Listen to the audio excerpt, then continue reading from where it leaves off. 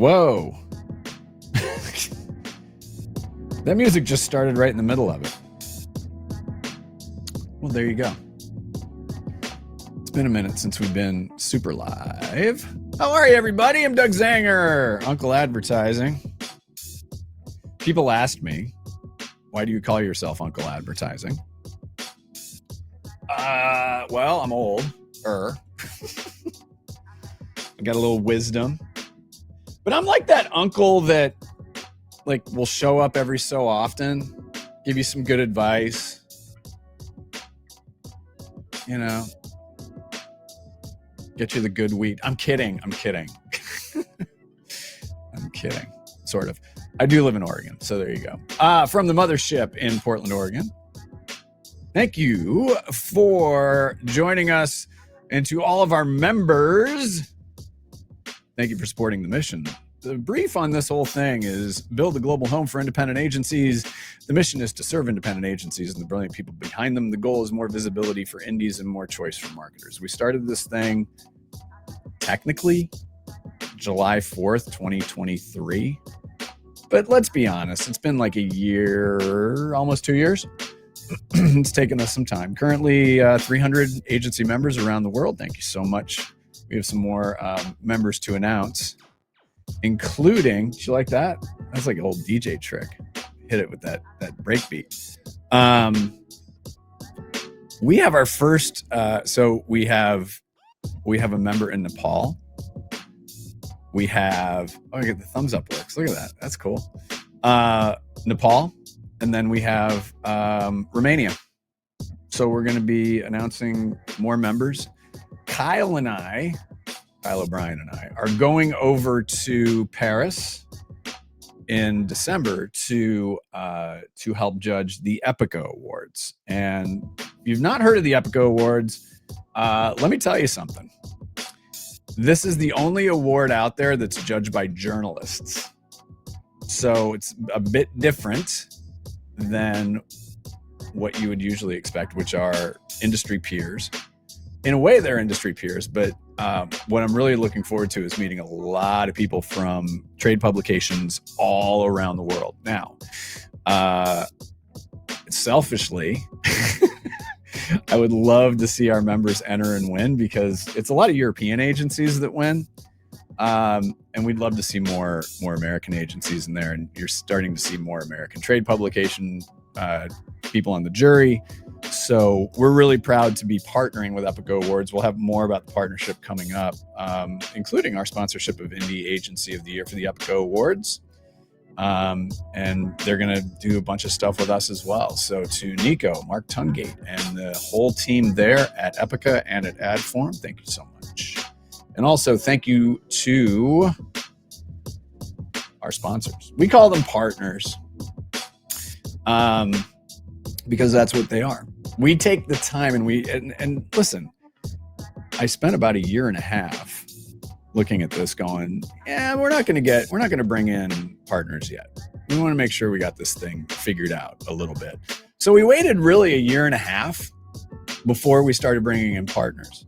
And the way we wanted to bring in partners too, less about making it about sales, but making it more about building these relationships and making it more of a recommendation. So the first criteria that anybody who wants to be a partner here, a preferred partner, they have to have at least one Indie Agency News member as a client, an active client, because we like to get that validation.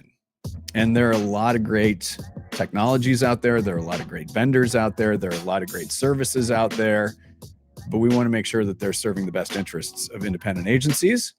And the other thing about it is we want them to really focus in on pain points. And our first preferred partner, Pathlabs.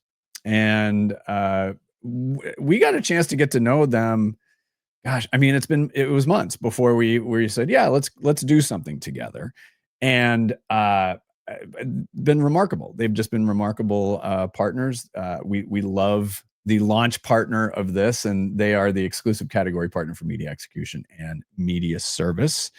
They're one of the big pain points they solve. We're going to talk a little bit about this today. You just read it. Your lean media team is stretched thin. You need to scale services and improve performance for clients, but adding overhead isn't the answer. The result is burnout, missed opportunities, and growth that feels out of reach. But they solve these issues.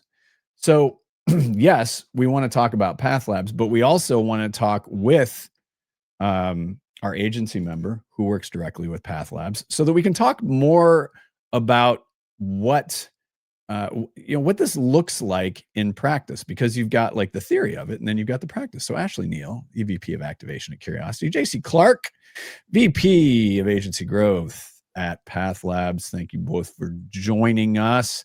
JC, as always, thank you so much for your partnership. Ashley, you're one of the OG members of Indie Agency News, so we thank you very much for that.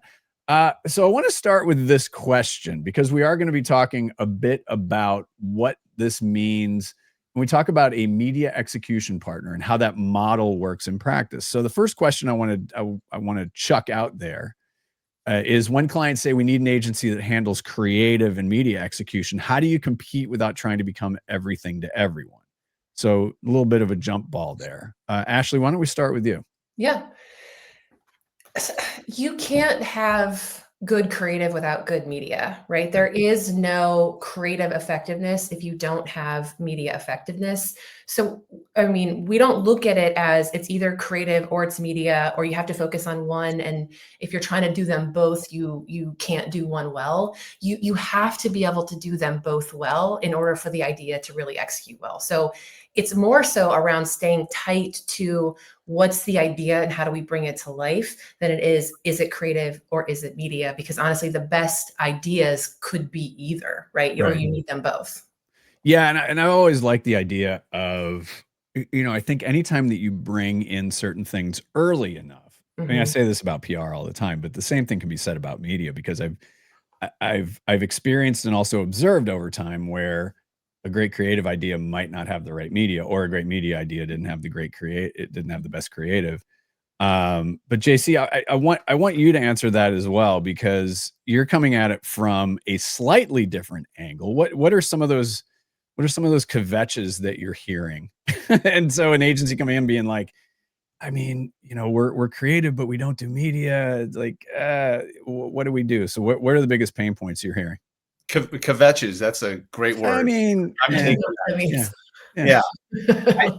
Oftentimes when we're working with a creative agency, they'll say to us like, well, we don't know where it's deployed, or we don't essentially have much control over its deployment. So is it the right creative that goes to the right audience and or to the right, content, the right environment?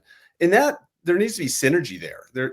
Those two sides of the coin need to be speaking with each other. And I think that creative agencies' opportunity is to build those synergies into to bring those together so that the creative becomes more effective in the media that it's running in. I think that's probably the primary thing we're hearing. It's also a creative agency's ability to unify more of the strategy around what the advertiser is trying to do. So if they can be a bigger part of that overall media marketing strategy, then they can provide more value. They can provide more expertise and more ability to meet those needs. So that's kind of the main thing. I think it also allows the agency to be more agile. It provides more marketplace agility. They can lean into creative where creative makes a lot of sense, the storytelling aspect of it, and ultimately, helping the brand come through. But then also at times media might lead that creative discussion. So how do those two things kind of come together? And, I think a creative agency that's successful there doesn't take anything away from their core competencies. They're just looking at things more holistically, ultimately. Right. So let's talk a little bit about, expanding capabilities, because the one of the things that we've clearly talked about in the partnership is, if you're an agency that doesn't have a media department, like, how do you even do this? How do you even start? So where do most agencies get tripped up when they try to expand capabilities? And so like an extension to this as well is, there are lots of opportunities for partnerships, And some work and some don't work. And so I'm interested too, because number one, the capabilities part of it, but there are a lot of really great companies out there that can build these partnerships. But what's the difference between those that work and those that just kind of don't? So Ashley, why don't you kick us off with that? Yeah.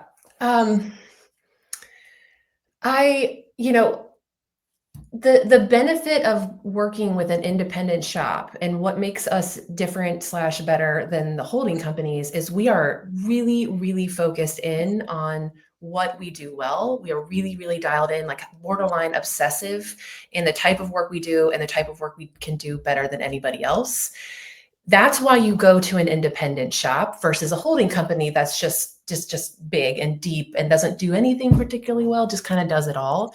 So I think where an agency gets tripped up in trying to expand their capabilities is they move too far away, or they lose that just, again, obsessive focus on who they are and what they do and what they do really well, and honestly what makes them money, right? And the further you get away from that and you start tacking on those additional capabilities, you just get watered down and you get further away from what makes you great. And you're still not really competing with the holding companies, right? Because you don't have that full depth. You're just getting further away from the thing that makes you freaking awesome.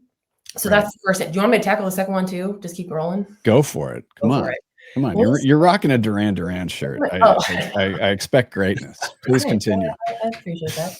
And in terms of a partnership, I mean, from what's great and what's not, clients, they want a couple of things. They want work that they're really proud of, right? They want work that's awesome. They want work that works, right? They want work that actually delivers on something. And then they want to make sure that you are spending the money as if it was your own, right? There's no mistakes. You are really careful with that budget. All the pieces are getting lined up in the best possible way. And a partner that enables you to get closer on one or ideally all three of those things is the partner you want, right? If it doesn't, if it's getting you further away or it's pulling you in a direction that it isn't, right, moving you closer to that partner, then it's not a good partner. I mean, you know when you work with someone and they make things harder and when they don't. Well, and JC, I want to kick it over to you here. So, you know, there is no really, honestly, there's not such, unless you're buying treasury bonds, there's or a CD, there's no set it or forget it, rather, right? Especially around media. So I'm curious, just JC, you as a professional, and you know, take everything out of it. What do you do as an individual to make sure that the partnership moves along? And how do you notice, like, if things are kind of like, ooh, you know, it looks like things aren't really going the way that we and I'm not talking necessarily about current experience, but just in your overall experience in your career, what have you learned where it's like, oh, you know what, we're really, really valuable here, but you know, maybe they're not getting it. How do you provide that counsel? Because that's really, really important, because again, there's like automated, but then the other side of it that's so important is understanding that you need that expertise there. Yeah, I think what you're talking about is when things go sideways, right? Yeah, that's true. How do we avoid that? And it starts with the framework that we're establishing with the relationship that we have. It's what we call the MEP model, which allows us to build a service model and a team that goes along with that, that's bespoke to the agency's needs in the case of a Pathlabs. But in any instance, we ultimately need to have that established framework while also establishing, I think, really clear communication. And you know, it's throughout my career, I've come to realize, and I'm sure Neel could attest to this as well, the more clear, more candor, the more direct you are about things, while with respect to the human side of things, we can solve problems quicker, you know, and we can also cut off those situations where things do go sideways. So I think that clear communication and that ability to have that candor, that earned ability to have that direct conversation becomes extremely important. But the more that we understand each other, and the more that we understand each other's business, which is really important too. And I want to tie this into something else related to the creative agencies. the more that we can align on what that framework looks like, what this model looks like that drives success, that drives the growth of that agency. You know, going back to what Ashley was saying, you know, relative to creative agencies and ensuring that in the case of curiosity, it doesn't go too far from its core. Right. These creative agencies, they have a soul, man. I mean, they're like very unique. They're, you know, I wouldn't say each one's a unicorn, but there's a lot of unique, virtuous things that a creative agency has established because of that independence that they have. Right. So how do we then align with that soul or align with that culture and that ethos so that we can ensure that it perpetuates into the media that they're running? You know, maybe that's around really fun activations that we're doing within CTV, or maybe that's, you know, in other instances, just really creative, exciting things, or maybe it's just really, you know, driving business outcomes. Right. But you know, making sure that we're aligned with that. Sorry, go ahead. No. I was just going to say one thing that popped into this pea-brained head of mine. The idea of being agnostic, because you know, they're let's be honest, some of the bigger companies, aka holdcos,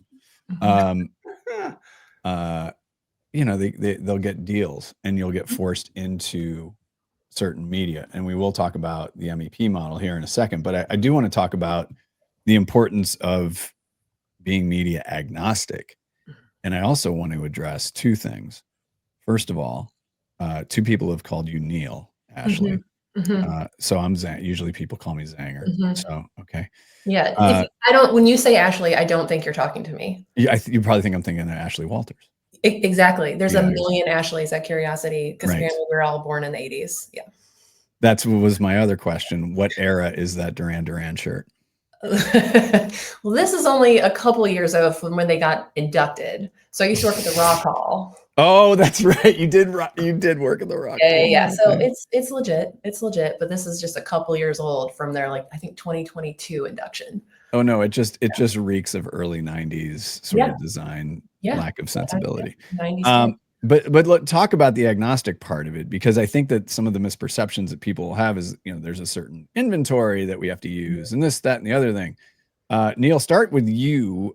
How do you address the agnostic part of it? Yeah. So the principle-based piece, which is really what you're talking about, right? When you have an interest in like who's actually owning the media, meaning the agency or the entity goes out and buys and secures the media, and then they own that media, and then they resell that media back. That whole idea is effed and a big old mess in our industry because you're allowed to curse, by the way. I didn't know. I didn't know. It's up to LinkedIn whether or not they bleep us out. I didn't know. I didn't want to be the first one to curse. No, you sure as fuck wouldn't be. I just didn't want to be the first one. I would have made Ashley Walters so sad. Right. The whole model is fucked because whose interests are you actually acting in, right? If you are just trying to sell the inventory that you have, you are not writing the best plans for the idea, for the concept, for the client.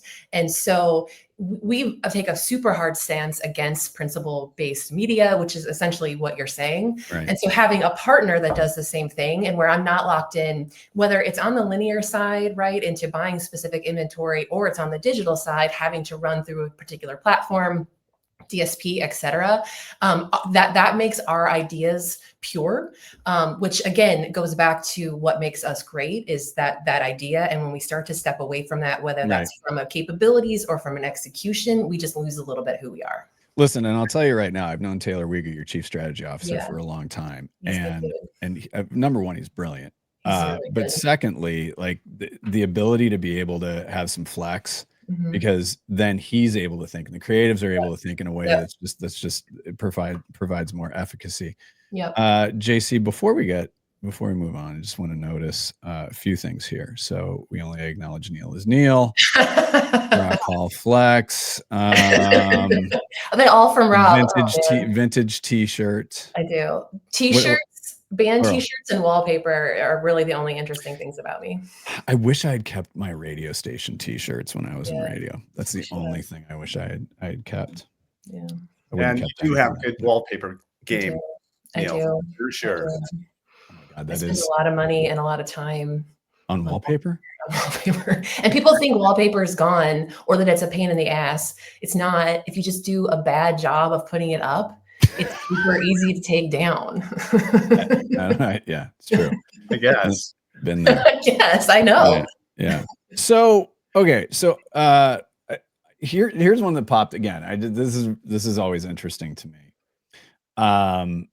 So what's the weirdest place you've ever put media?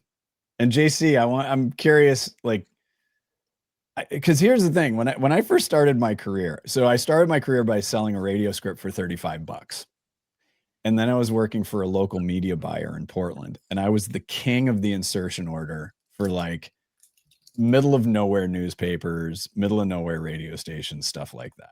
I'm always curious about like what's more unique in media right now. And by the way, I want to talk to my our media agency partners about this, because I'm really fascinated to understand where we think media can go outside of what we all do pretty much the same day. I want to try to find some of these unique areas. But JC, what's been the most unique media execution placement for you? And if the answer is I don't have one, that's fine. Yeah, I mean, I would say that we're ever evolving, and every time a new channel or platform comes up, it's like, well, that was unique, and then and then a week later, it's like, well, that was old hat. Like, what's next? So I can't really. I would flip that on you, actually. Yeah. From your days of the insertion order king. Oh, Me? Well, yeah. No. Oh, yeah. We were doing experiential in radio before people were calling it experiential. Mm-hmm. My favorite media was driving our kitted out Humvees. So I worked at a hip hop station, and we had a pop station as our big competitor. And so I ran street team for the first 6 months after we launched. I had no idea what I was doing. And I just said, "Where's Z100 going to be?" And they're like, "Oh, they're going to be here." I said, "Okay, just drive around and turn the radio station up." And that was our best media placement, because we got people to pay attention to us and we made people angry. So, you know, I read kind of similar to what we're doing with Indie now that I think about it. Please continue, JC. Oh yeah, no, I read this book called Madison and Vine back in the early 2000s. Yeah. And I was like, well, this is great. You know, here we go. We're finally going to get, real integration within content, this sites, whether it's a TV show, a movie, or whatever else. And we've seen it. We've seen it now kind of come into play, but it doesn't feel necessarily authentic every time. It feels, now we're all kind of numb to it. It's almost callous to it. Right. But I'd like to see that play out a little bit more effectively in the future. Yeah, no, that makes sense. Ashley, walk us through the day-to-day, because it's just, people need to understand there's so much confusion around it. And like I've said, there are a lot of great partners out there for people, whether it's Pathlabs or whether it's somebody else in a different context or in a different part of the industry. Talk about the practical stuff around the MEP model. Yeah. It's really, really hard in pure media to make money, right? The margins get smaller and smaller. And so like just straight up hands-on keyboard work is not where you can charge up for clients, right? It's not where like they're not going to see a ton of value in that straight work.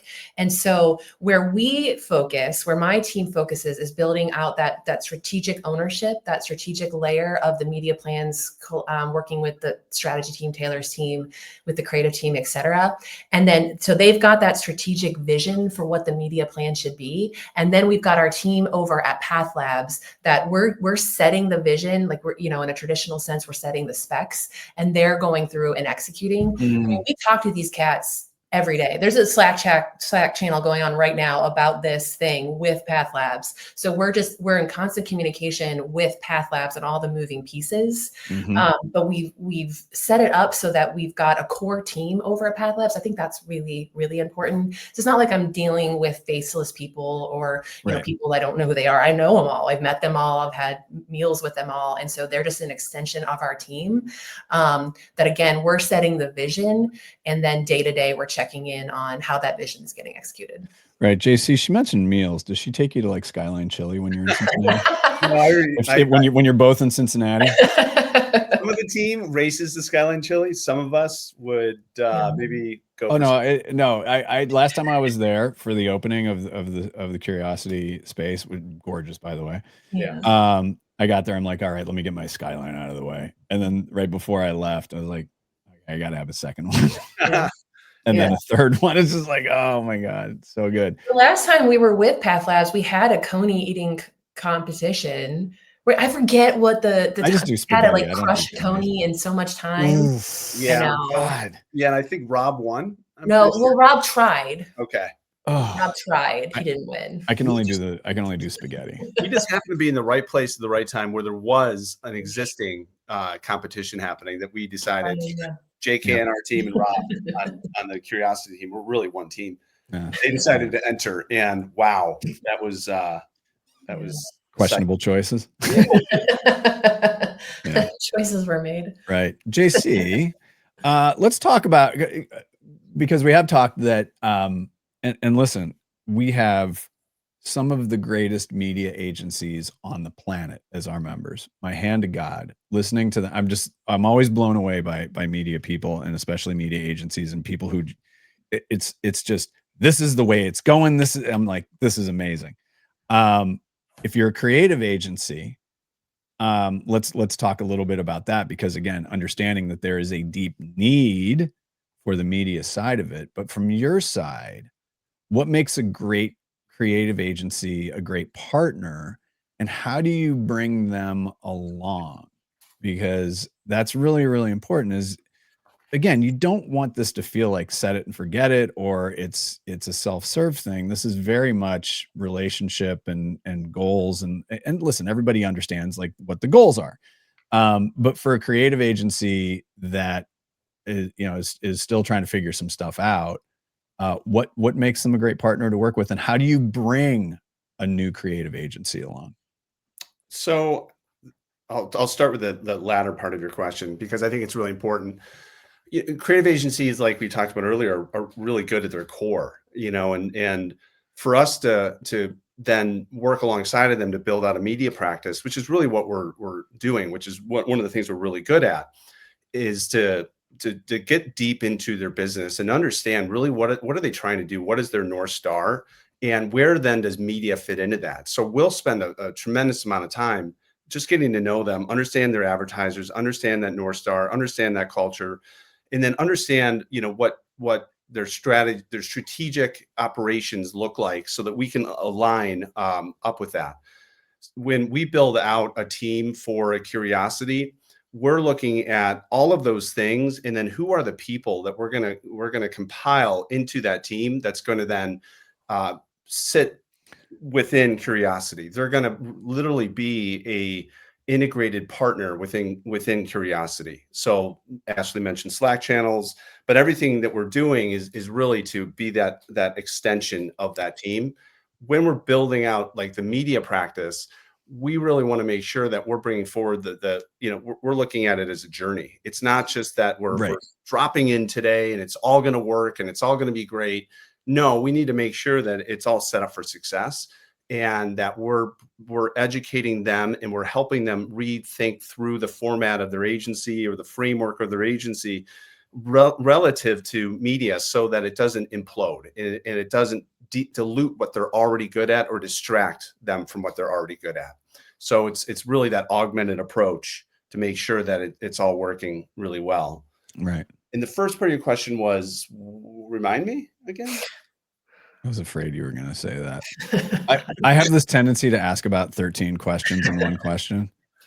Oh no, it was just what makes a creative agency a great partner to work with. I'd say I'll just tell you a story from this week. I was at a QBR with an agency partner. What's a QBR? Quarterly Business Review. Okay. So come on, Mr. Acronym. Yeah, it's so hard to get away from in this business. Please stop that. Sorry. regardless, a quarterly business review. Yes. Where we sit down and we really look at the business overall, like how are we trending towards the agency's goals? What are we doing right? What are we doing wrong? And how do we continue to calibrate for the success of that agency? The success of that agency is really ultimately should be around helping their brands, their advertisers grow their business. But coming out of that QBR, one of the founder owner of the agency looked at a couple of us after the QBR, and he goes, I need you guys to do two things for me. One, I want you to rank like how good of a partner we are for you. And he goes, two, I want you to give me the three things that we can improve upon to become a better partner. And I said, that's great. I'd love to understand a little bit more what you're trying to accomplish. He goes, if we're not a good partner for you guys, and after seeing everything that you've been able to do to help us grow to date, then we're not fulfilling the value, or we're not allowing you to fulfill your value as that partner. And he knows that, and he wants to get that feedback because he wants to be a better agency. They want to continuously improve upon what they're doing so that they can service their clients more effectively. They can grow those clients' business, and they can ultimately, do what's right. I love that. That's a great partner. That's that two-way, that direct, that very candid, communication that I was talking about earlier. Right. Before we continue, I would like to read this transcript from a voicemail. This is a message from the Beaverton School District. This is a message that a student in your household was absent during the following periods. If you are unaware of this absence, please talk with your student. Oh, hell yeah, I'm talking with my student. Anyway. I thought it was going to be about the hat. You're reffing their hat. Well, they are the Mountainside Mavericks. So there you go. Isn't it? Yeah, I'm just looking at it. I saw the phone. I saw the phone like hit, and then I looked down. And I was like, "Oh God, here we go again." He's not that late. I don't know what to do, kids. Again, I want to reiterate that, JC, it's, the reality is you've got creative agencies. I'm curious about what conversations do you have conversations with media agencies, and what are those what are those conversations like? Because again, I look at our list of members and I see just some incredible, just really, really incredible members who are media agencies. I mean, where does that fit on like the competitive scale and all that? Because there's a reality, right? Where it's, and I'm a big fan of there's enough pie in the bakery for everybody. But I'm curious what those conversations are like, and are they, collaborative, and how does that, I'm just curious how that even works. Well, I think it comes back to media agencies sometimes just being spread too thin. If it's a independent media shop, their investments have been made around certain platforms, perhaps, or certain types of media that they're really good at. But when they try to add on additional service offerings, it could become extremely disruptive to their business. They might not, if they want to add another service line. Well, they might be lacking the platform expertise. They might be lacking the operational expertise. They might be lacking these other things.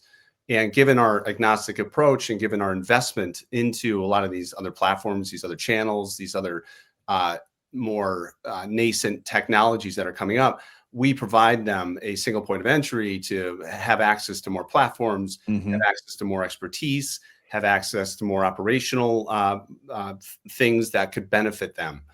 So it's really an opportunity for them to scale their business, take on new types of advertisers, and grow. I think the other thing that it's hard for these media agencies, going back to what Neel said earlier, it's hard to drive profitability with media. I'm not saying it can't be done. Obviously it can, but it's just hard. I mean, it's just really, really hard. So how do they augment their team and ensure that they're not only, doing task-orientated things, but they're thinking more strategically so that they can continue to grow that business? And with a media agency, if we can take on some of those more laborious tasks, or more the tactical work of execution, well, that should free up their high value employees for more high value tasks. So that's kind of a big part of it And can I build on that, JC? Because you're hitting on a great point in the fact that if I can free up my team and my talent and staff my team and my talent to be that more strategic link, right? That makes our partnership with the client that much stronger, the work that much stronger, all those things. Plus, it is really hard to staff in media. It's really, really hard to find really strong hands-on keyboard experts. And what ends up happening is those people they're just keeping their heads above water all the time. And the minute another campaign turns on, you win another piece of business, et cetera, like you have to quickly go out and hire. And that's tough. And when you're trying to hire fast, that's where you make some bad choices, right? And so the ability for me to keep my staff tight and strategic and know that I can flip on an extra 10 hands on keyboard, whatever it is, on a dime, it's gold, and it makes my staffing and profitability that much easier to predict. I think there's one other part to that too, is when you're hiring new people, you want to invest in them. You just found a great person. They offer a lot of value. They're very strategic, but in a more hands-on capacity, sometimes that career arc is a little limited. Yeah. So, by our partnership, I think we've proven to free up that time of those people so that they can, look at continuing to refine other skill sets that's going to help them grow their career or just lean into things that they're really passionate about. Yeah. Can I put an elephant in the room? Another one? Yeah. What was the first? Pricing. Mm-hmm. I have no clue as to how any of this works. So how do you price projects when part of the work is handled by a partner? I have no clue.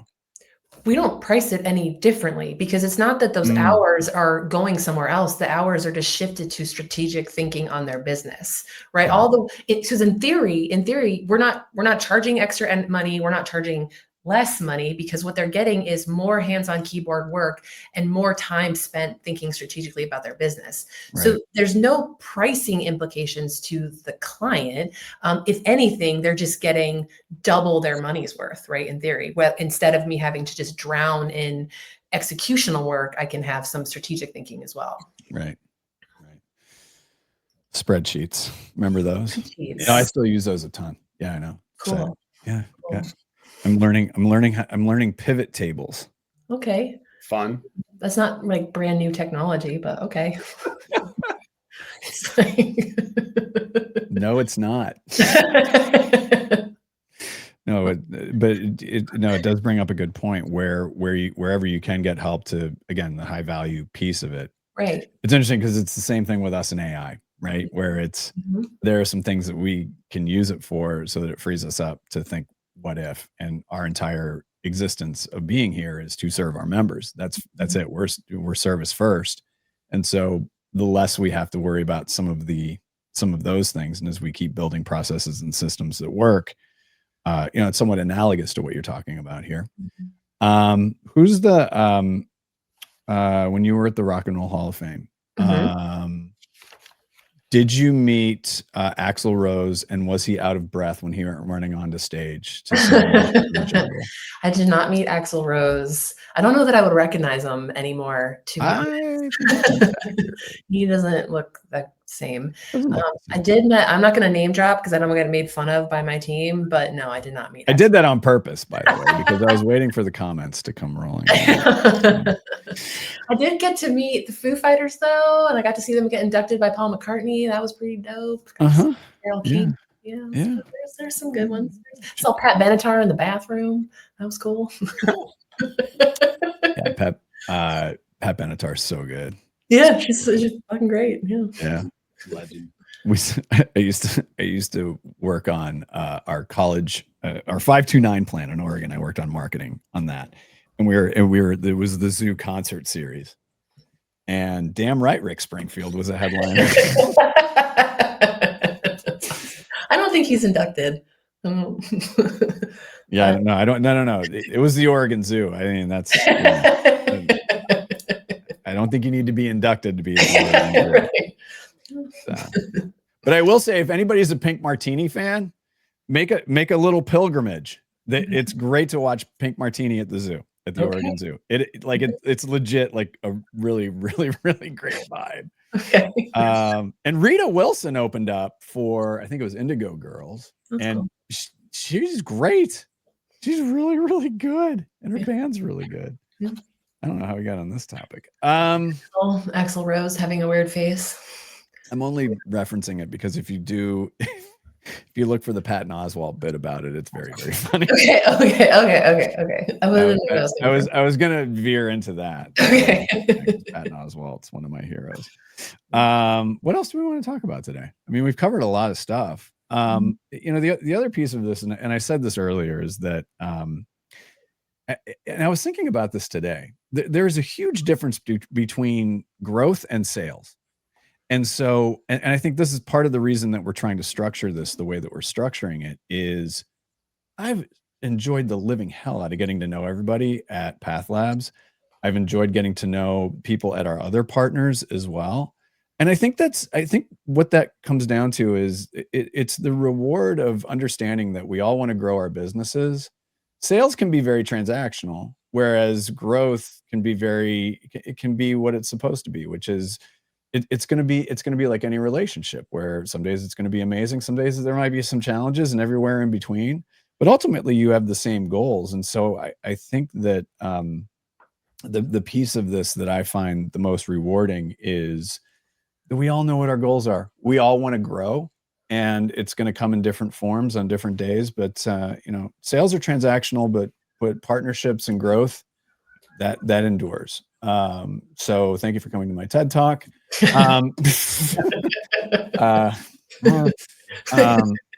what else do you want to touch on? What is there anything else? This is free time. Oh, you know what? I have one sentence questions for you. Oh, do that. One sentence answers. Do that. Let me do this one. One investment an agency can make under $50K. What's the best investment an agency can make under $50,000? Just whatever top of your head. Partner with Pathlabs. Easy one. God. Jesus. All right.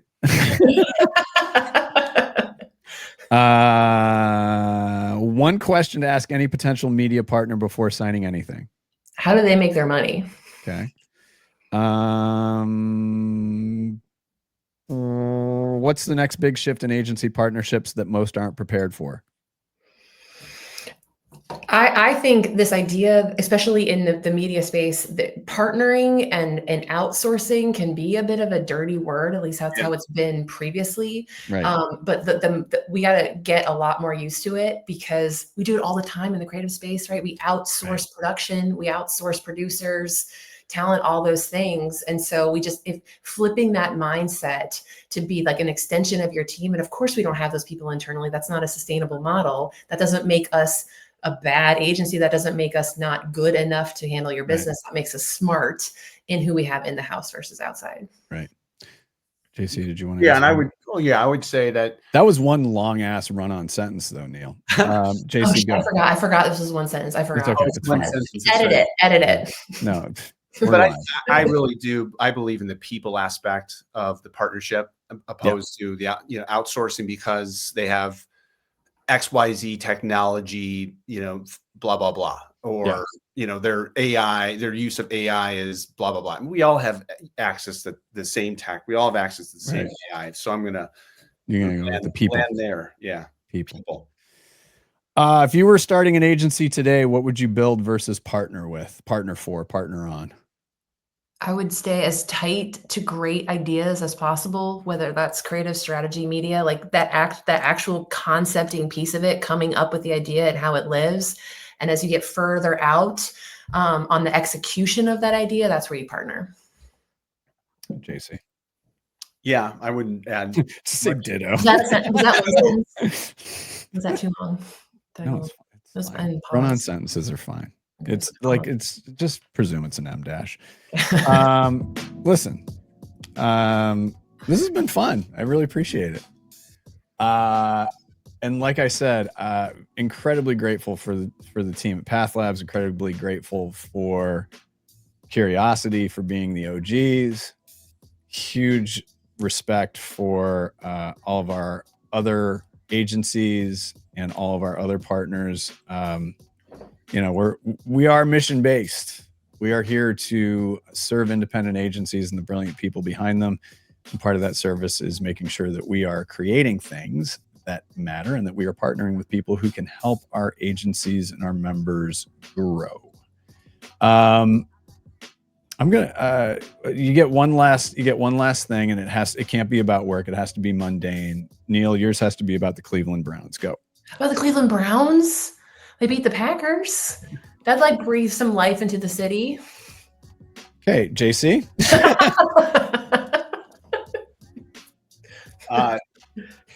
Nothing exciting here outside of we're hitting fall hard. We're hitting fall hard. Where do you live?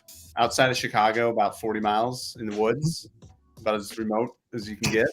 Got my own well in case things go. Yeah, I'm originally from the Midwest, so trust me, we had a well too. Yeah, so it's like, just make sure that the well is working. Okay, like yep, that's right.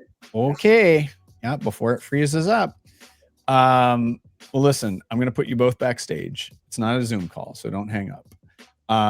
But seriously, this is one great way to end the week, and really appreciate the partnership, really appreciate the membership and the leadership, and say goodbye to everybody. Give us a little aloha to everyone.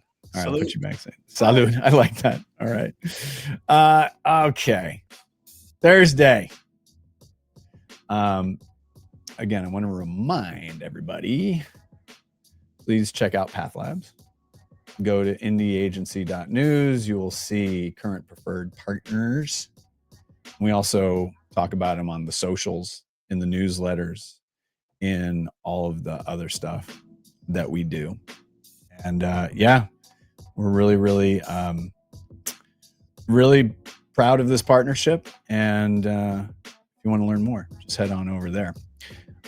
We got a lot of other stuff coming up. Weirdos, Misfits, and Underdogs. Real quick, the live streams are going to be a little bit later than we had originally planned. So we're going to get some information out about that. So I think we are going to be doing this on the week of the 20th of October, giving ourselves a little time to get all of the assets ready. And then we're going to move into the call for entries for the Classic. And unlike last year, here's what's a little bit different. We've learned some things along the way. So instead of us trying to get to the end of the year, we're gonna roll the call for entries into the beginning of next year, so that people have plenty of time. They can enjoy the holiday, and then we can have a great time celebrating. Be the first big award show. Well, I say that. I think like the Clios are first, but kick off the year right with some great indie work. If you're interested in membership, please go to indieagency.news. You can also get in touch with us very easily there. On behalf of everybody at Indie Agency News, I'm Doug Zanger. See everybody next time.